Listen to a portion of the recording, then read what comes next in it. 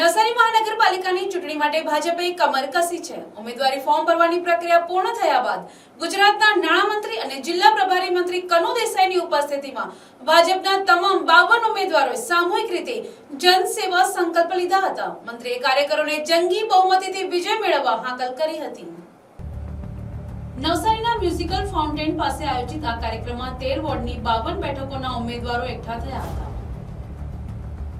નાણામંત્રી કનુ દેસાઈએ ઉમેદવારોને કેન્દ્ર અને રાજ્ય સરકારની લોક કલ્યાણકારી યોજનાઓ છેવાડાના માનવી સુધી પહોંચાડવા અને શહેરની સુવિધાઓમાં વધારો કરી લોકોની સુખાકારી માટે સતત પ્રયત્નશીલ રહેવાના શપથ લેવડાવ્યા હતા। તેમણે ઉમેદવારોને પક્ષની છબી જળવાઈ રહે તે રીતે વર્તવા પણ તાકીદ કરી હતી। નાણામંત્રીએ મીડિયા સાથેની વાતચીતમાં જણાવ્યું હતું કે ચૂંટણી પૂર્વે જ ભાજપની જીત નિશ્ચિત જણાઈ રહી છે।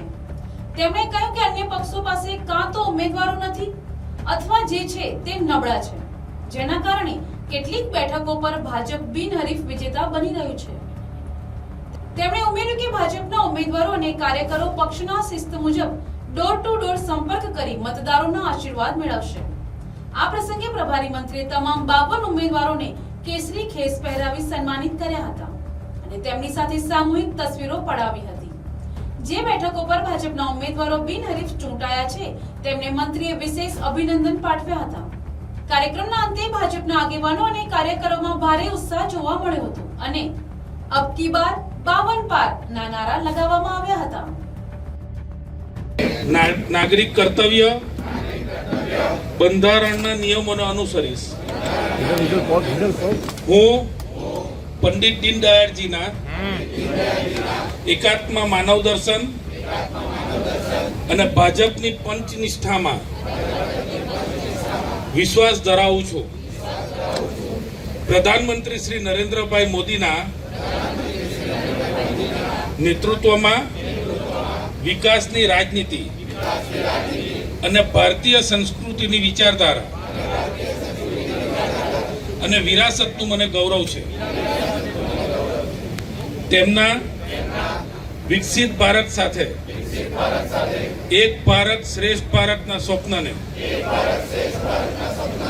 સાકાર કરવા હું મન કર્મ વચનથી તત્પર રહીશ। હું ગુજરાતના ગૌરવ શાંતિ એકતા અને વિકાસ માટે પ્રામાણિક યોગદાન આપતો રહીશ। હું ભાજપની વિચારધારા અને વિકાસ યાત્રામાં જનસંપર્ક જનસંવાદ અને જનસેવા દ્વારા નાગરિક દેવો ભવઃ ના ભાવ સાથે કાર્ય કરતો રહીશ। હું જનસેવા એક પ્રભુ સેવા મંત્ર સાથે ભાજપની કેન્દ્ર સરકાર અને રાજ્ય સરકારના વિકાસ કાર્ય અને યોજનાઓને છેવાડાના માનવી સુધી પહોંચાડવા સતત પ્રયત્નશીલ રહીશ। જય જય ગરવી ગુજરાત, ભારત માતા કી વંદે। આભાર।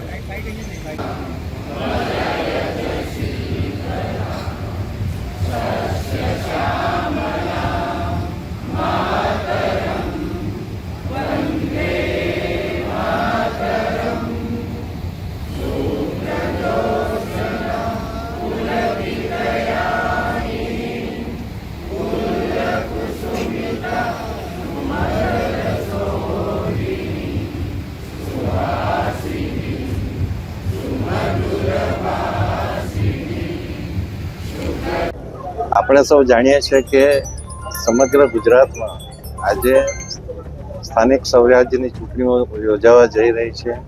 સર્વે ઉમેદવારી પત્રકોએ ઉમેદવારોએ પોતાના ઉમેદવારી પત્રો ભરી દીધા છે અને આ ઉમેદવારી પત્રો ભરનારને ભારતીય જનતા પાર્ટી પ્રદેશે એમને ઉમેદવાર તરીકે પસંદ કર્યા છે। ત્યારે આપણે સૌ જાણીએ છીએ કે મહાનગરપાલિકા, નગરપાલિકા, જિલ્લા પંચાયત, તાલુકા પંચાયત આ સ્થાનિક સ્વરાજ્યની ચૂંટણી એક મિની વિધાનસભા ઇલેક્શન કહેવાય એવું છે અને આ ઇલેક્શનમાં આપણા દેશના યશસ્વી વડાપ્રધાન અને ગુજરાતના પૂર્વ મુખ્યમંત્રી માનનીય મોદીજીએ જે વિકાસની રાજનીતિ શરૂ કરી હતી અને એ વિકાસની રાજનીતિને જે સમર્થન પ્રાપ્ત થયું છે, એટલે લોકોની સુખાકારી માટે આ વખતે ભારતીય જનતા પાર્ટીએ બધી મહાનગરપાલિકાઓ માટે એક સંકલ્પ પત્ર બધા ઉમેદવારો માટે જાહેર કર્યો છે.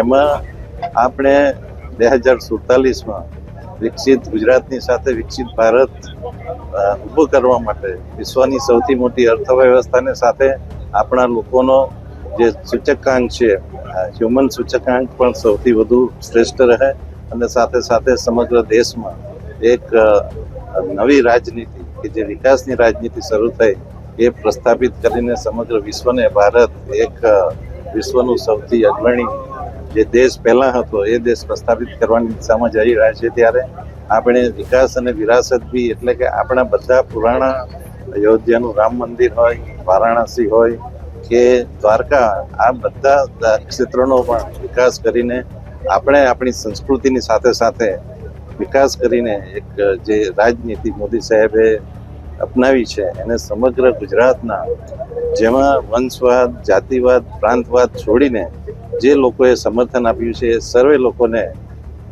હું ખાસ અભિનંદન આપું છું. અને એ લોકોની સુખાકારી માટે જ આજે અમે દરેક ઉમેદવારો પાસે સંકલ્પ લેવડાવ્યો છે અને મને ચોક્કસ ખાતરી છે કે પ્રચંડ જન સમર્થન સાથે ભારતીય જનતા પાર્ટી સમગ્ર ગુજરાતમાં અને ખાસ કરીને નવસારી મહાનગરપાલિકામાં વિજયી થશે.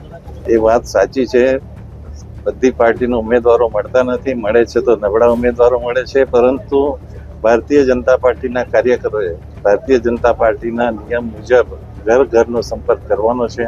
અમે ઘર ઘરનો સંપર્ક કરી ચૂક્યા છે અને ઉમેદવારો પણ ઘર ઘરનો સંપર્ક કરી પોતાના માટે મત માગશે. Bureau report NTC news Navsari.